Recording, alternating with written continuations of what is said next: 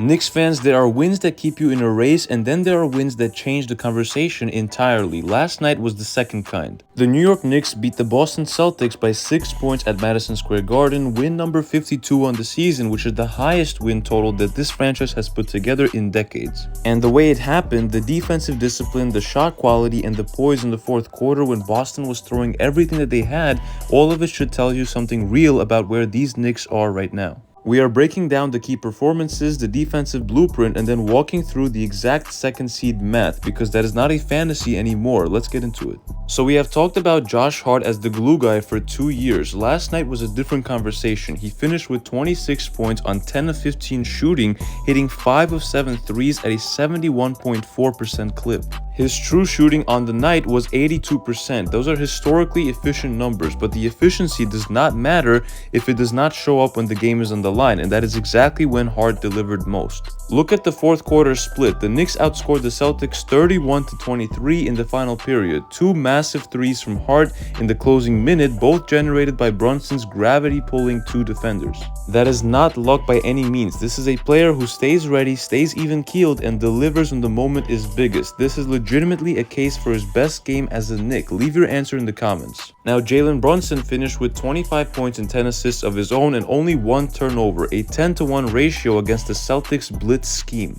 Boston had Jordan Walsh and Derek White specifically designed to pressure him into bad decisions, and he gave them 0 of those. He was patient in the first half, measuring the defense, and in the second half he became a chess player operating 3 moves ahead. Finding Cat on the high-low, hitting OG on baseline cuts, and generating the corner gravity that gave Hart those open looks. And he was a +8 on the night. When Brunson is on the floor, this team simply functions at a higher level, and that was as clean a demonstration of that fact as we have seen all season. But holding Boston to only 106 points is the headline. Their starters were the story. Jayson Tatum only 7 of 22 and 6 turnovers. Derek White also 2 of 10 from the field. When you make Jayson Tatum a pull-up shooter instead of a downhill attacker, you have done something that most teams in this league cannot do. The Knicks held Boston to 32 points in the paint against their own 46. Mitchell Robinson was a central reason for that. 7 rebounds, 3 steals, a block, and a defensive rating of 96.4 in his minutes. OG Anunoby slowed down Jayson Tatum with 2 steals. The perimeter defense was suffocating and the rotation discipline was clean all night. Boston's bench scored 53 points, which kept it respectable, but you cannot win when your best players are getting neutralized and your bench has to carry the load.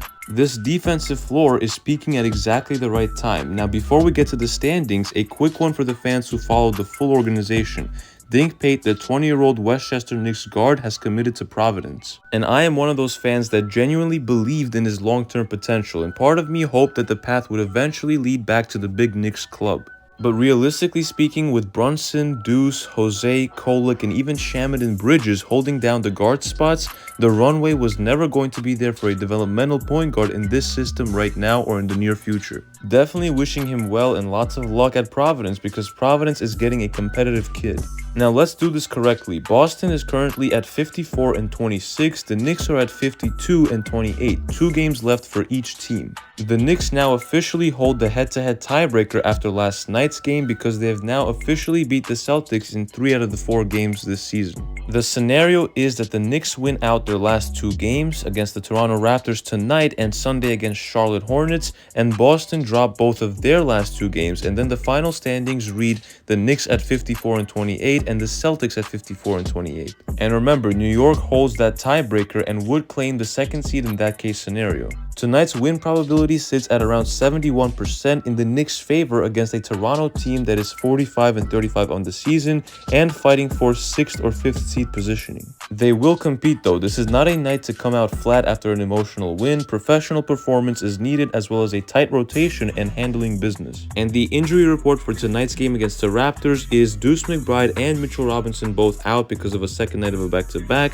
and Tyler Kolek, for what it's worth, is upgraded to questionable with a right oblique strain. And for the Raptors, Emmanuel Quickley is out. So the second seed does matter in the new playoff format. Home court in the second round is the difference between a path to the Eastern Conference Finals and a brutal road matchup against a team with momentum. Every game down this stretch is meaningful, so 52 wins the tiebreaker over Boston, a fourth quarter performance that neutralized the best offense in the Eastern Conference. The ceiling is right there. The defense is peaking at the right time. Stay even-keeled, handle tonight, and let the rest follow. Drop it in the comments, second seed or third seed, and does it actually change your confidence heading into the first round? It's been KNYT here, and I'll see you guys in the next one.